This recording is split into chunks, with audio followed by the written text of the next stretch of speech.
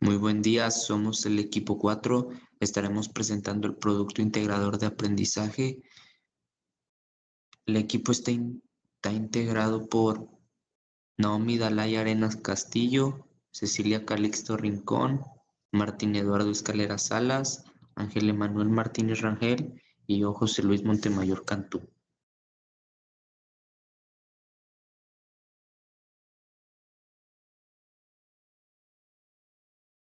Mi nombre es José Luis Montemayor Cantú y les voy a presentar la etapa 1.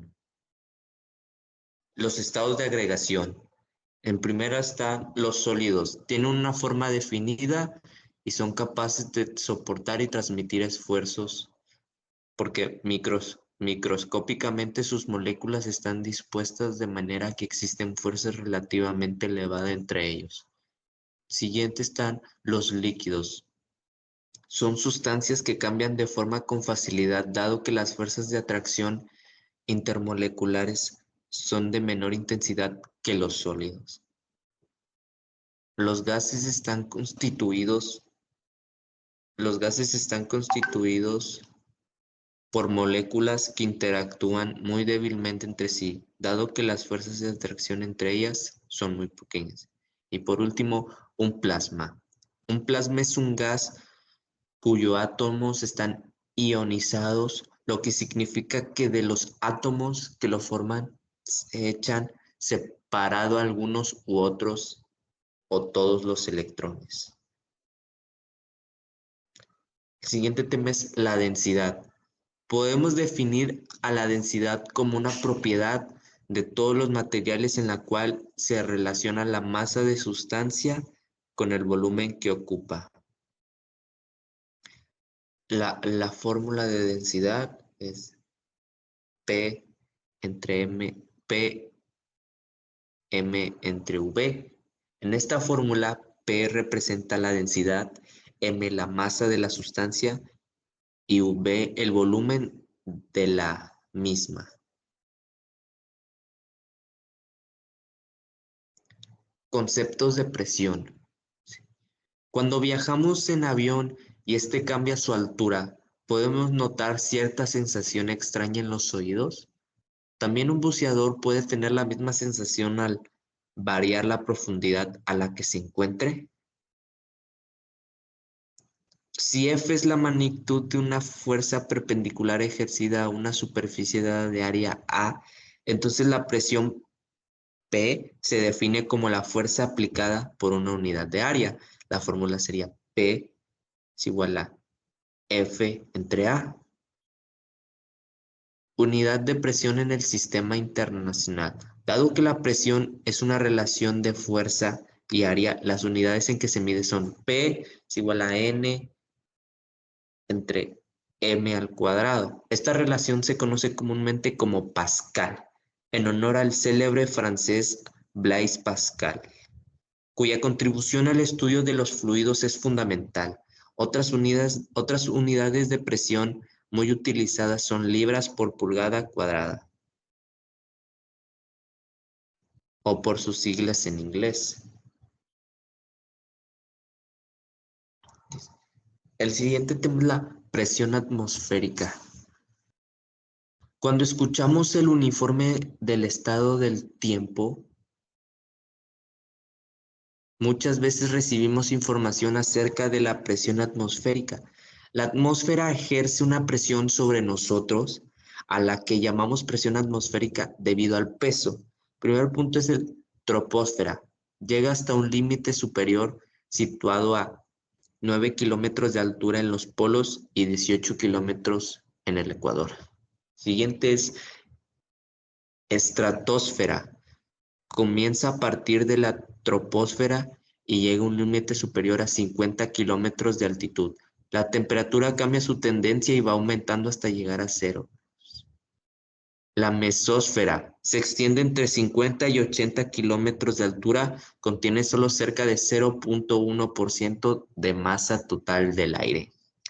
Ionosfera se extiende debido a una altura de casi 80 kilómetros sobre la superficie terrestre hasta 640 kilómetros o más.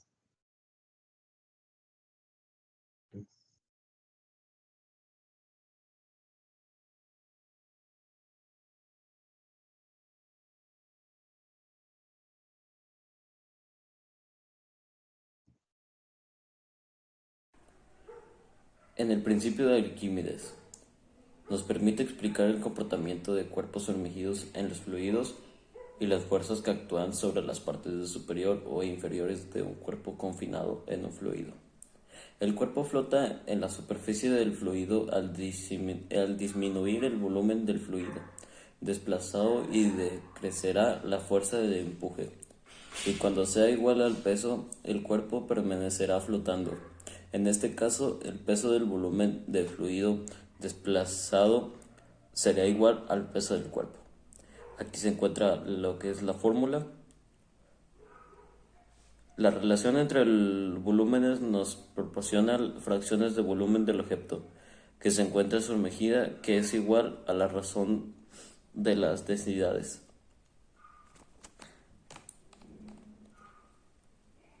Si la densidad del cuerpo es menor que la del fluido, el peso será menor que el empuje. El cuerpo flotará si densidad del cuerpo es igual a la del fluido. El peso será igual de empuje y el cuerpo quedará suspendido en cualquier punto de dentro del fluido. La etapa 2. El calor. El concepto de la temperatura y del equilibrio térmico.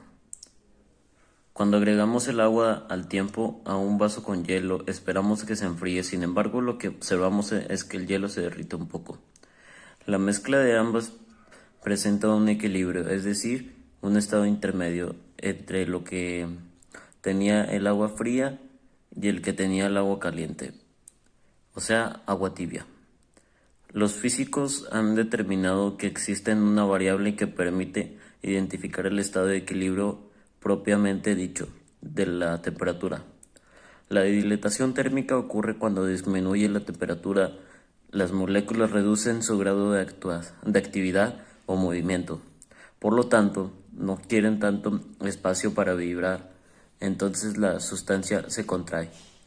La temperatura es una media de las energías cinéticas promedio que poseen los átomos, las partículas o las moléculas de una sustancia.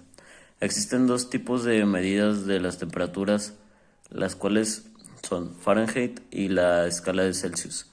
Una fue propuesta en 1714 y otra en 1742. Las escalas de temperatura de Celsius y Fahrenheit entre los puntos fijos de vapor y helio. Hay 100 grados en la escala de Celsius. Mi nombre es Cecilia y voy a presentar el calor y cambio de fase calor latente de la etapa 2. El comportamiento de las sustancias cuando cambian de fase en sus temperaturas de fusión y ebullición en términos de calor latente, resolver problemas de calor y cambio de la fase para sustancias que se encuentran en sus puntos de fusión y ebullición correspondientes. El que una sustancia se encuentre en una u otra fase depende, entre otros factores, de sus propiedades estructurales a nivel molecular y de las condiciones de temperatura y presión a las que se halle. Punto de fusión. Temperatura en la cual una sustancia se transforma en la fase sólida a la fase líquida o viceversa. Punto de ebullición. Temperatura en la cual una sustancia se transforma en la fase líquida a la fase gaseosa o viceversa. Calor latente de fusión. Cantidad de calor necesaria para que 1 kilogramo de sustancia que se encuentran en su punto de fusión pase de la fase sólida a la fase líquida o viceversa durante el cambio de la fase de temperatura permanece constante. Calor latente de vaporización. Cantidad de calor necesaria para que 1 kilogramo de sustancia que se encuentra en su punto de ebullición pase de la fase líquida a la gaseosa o viceversa durante el cambio de la fase de temperatura permanece constante. Evaporación. Otro fenómeno de cambio de fase de la evaporación. Al verter cierta cantidad de agua en un vaso graduado podemos notar y comprobar la cantidad que se queda en ella después de transcurridos varios días.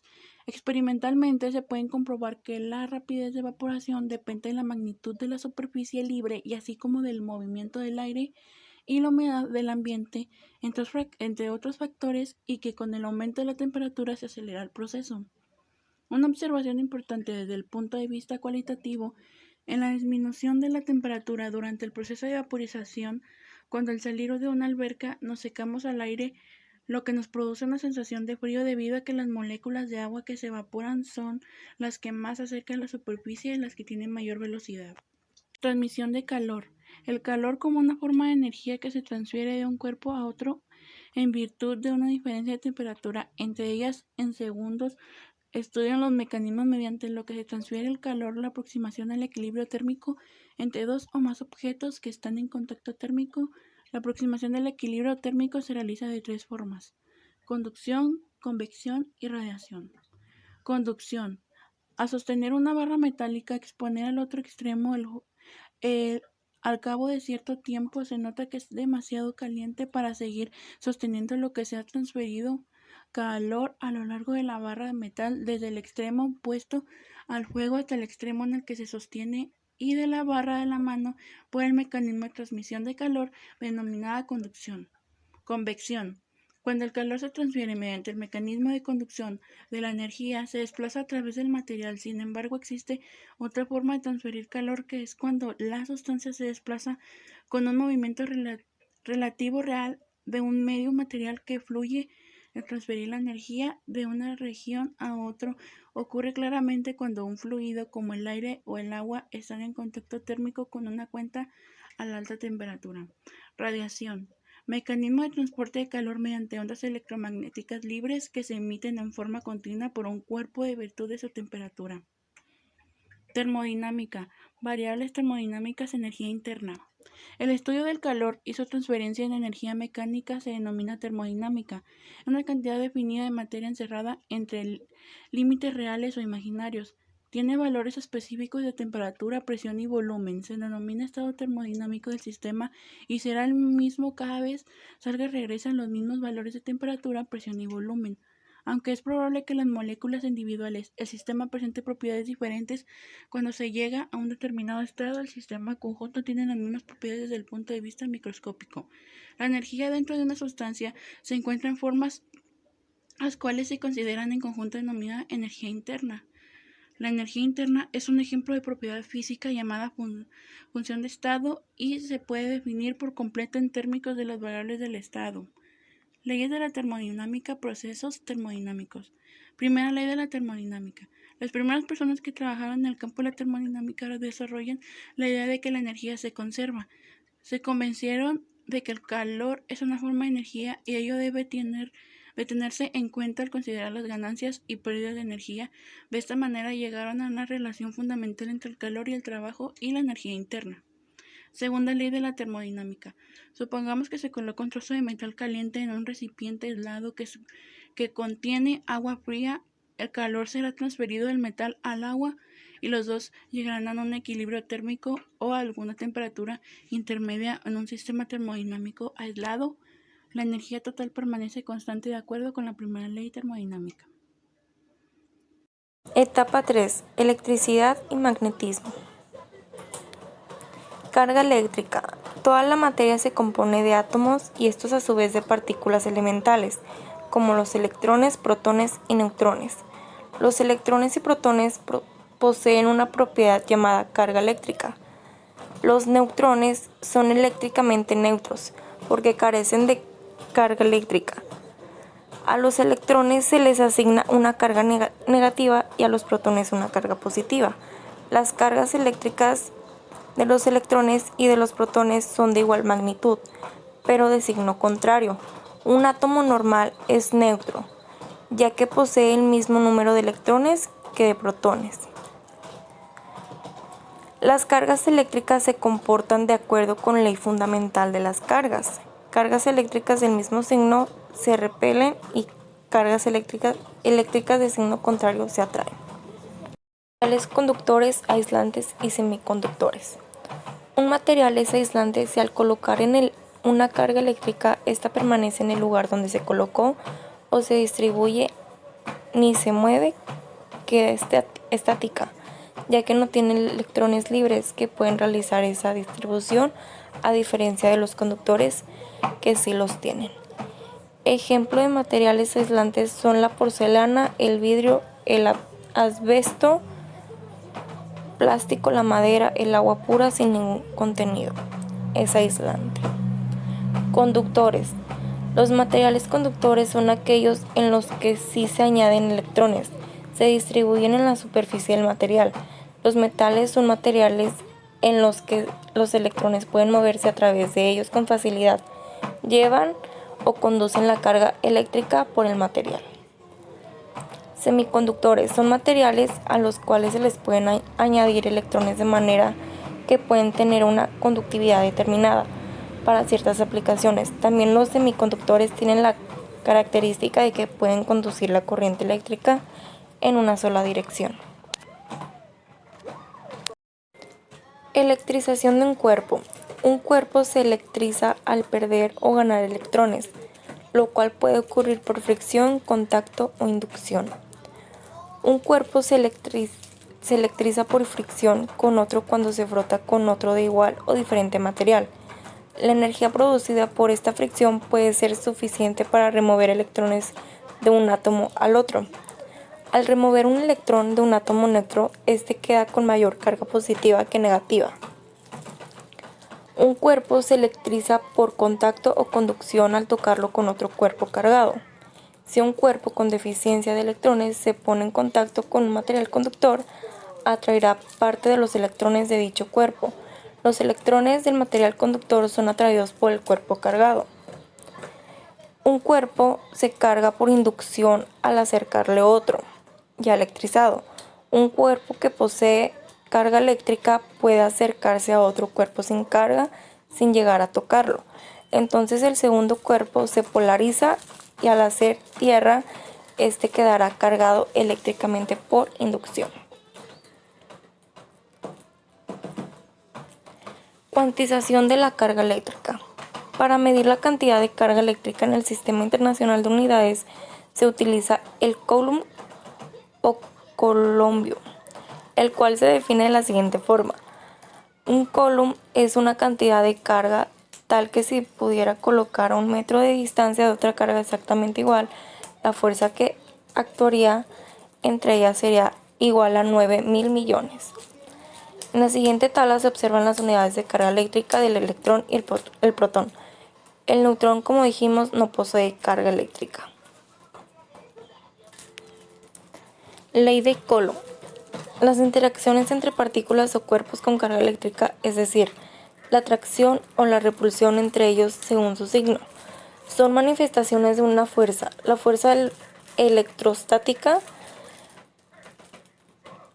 fue el físico francés Charles Coulomb que se encarga de caracterizar y cuantificar dichas fuerzas, en lo que se conoce como la ley de Coulomb. Se establece la siguiente: la magnitud de la fuerza eléctrica entre dos cargas puntuales es directamente proporcional al producto de las cargas e inversamente proporcional al cuadrado de la distancia que los separa. Y el modelo matemático que la presenta es la siguiente. En esta fórmula, F es igual a fuerza de atracción o repulsión entre las cargas. Q1 y Q2, magnitudes de las cargas eléctricas 1 y 2. R es igual a la distancia que existe entre Q1 y Q2. La K igual constante de la ley de Coulomb.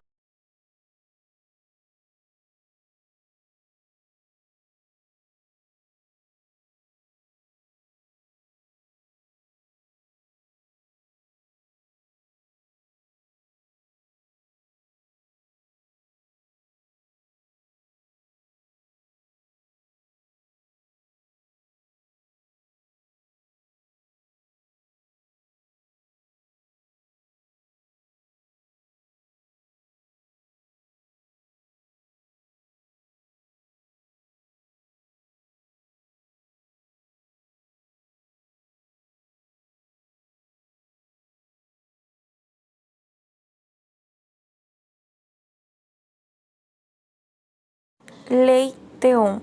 Otro tema importante con respecto a la electricidad es la ley de Ohm. Antes de ver esta ley definiremos algunos conceptos.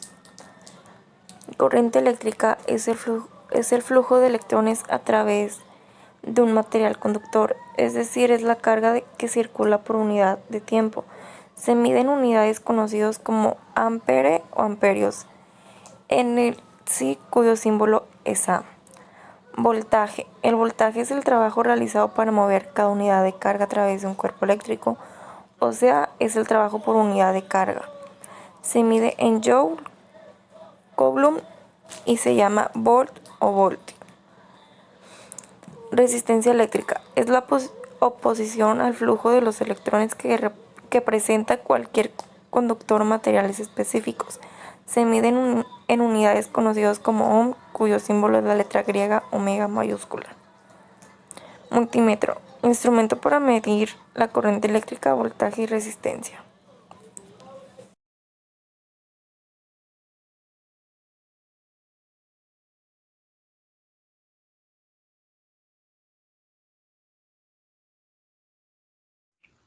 Etapa 4. Oscilantes y ondas, sonidos y óptica.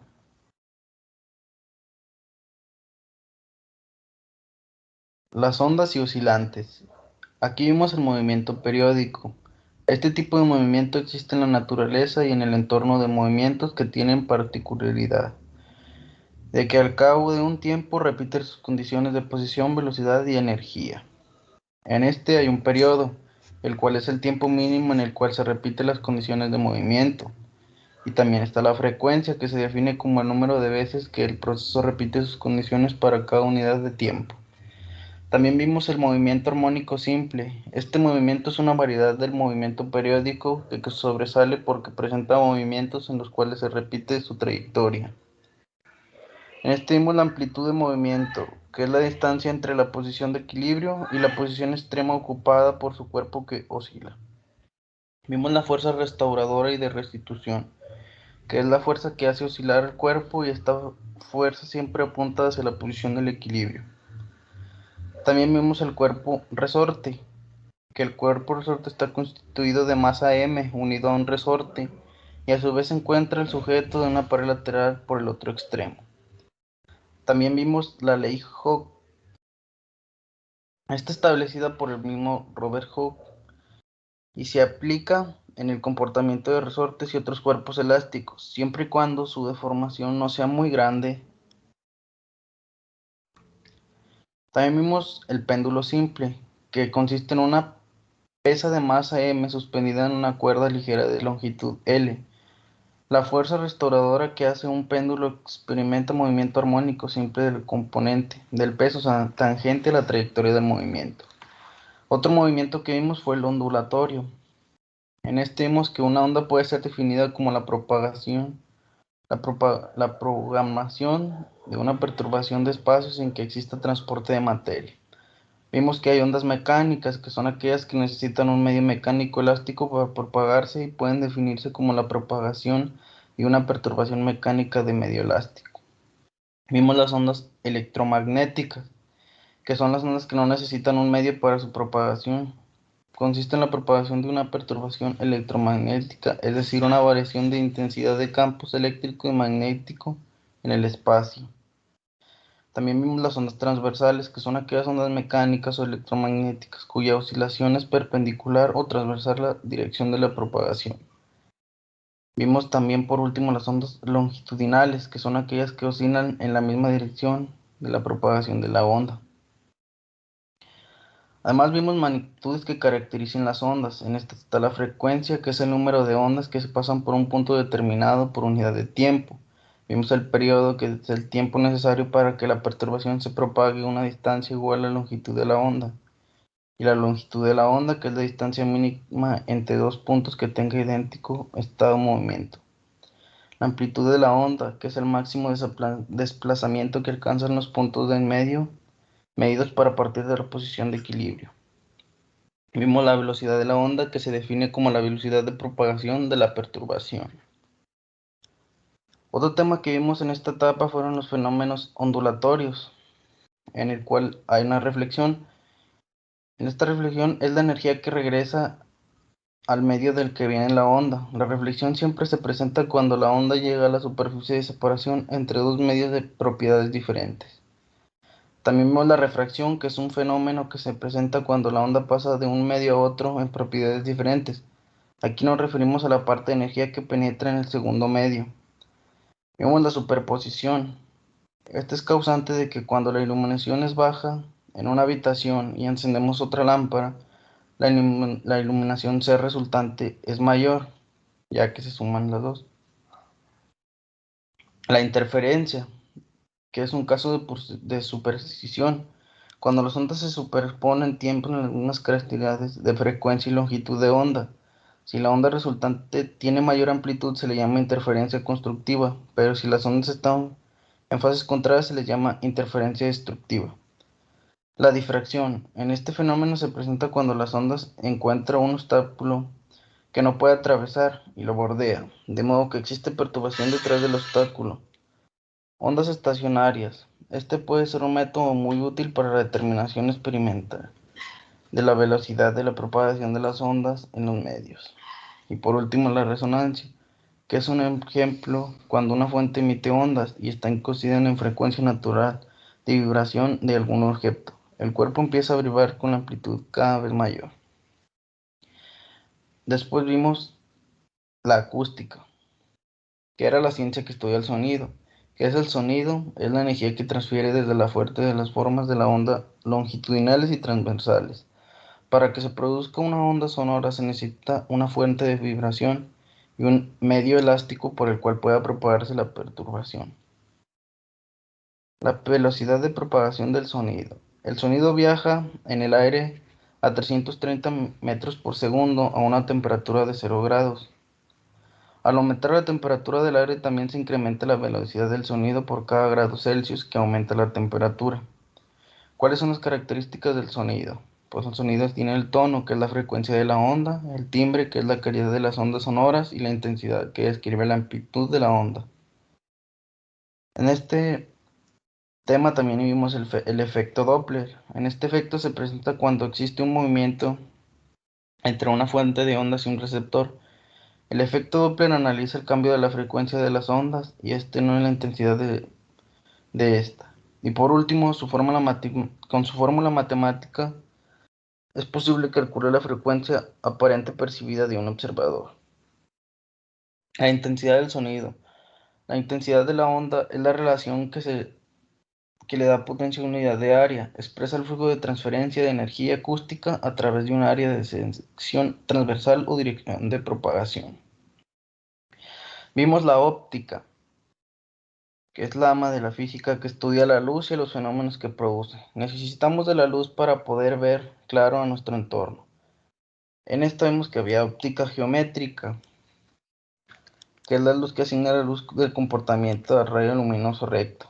Y vimos la óptica cuántica, que se considera la luz como corpúsculo. Esto es que está formada por dos pequeñas partículas que avanzan al incidir sobre objetos que se hacen invisibles. Naturaleza de la luz. Velocidad de la luz.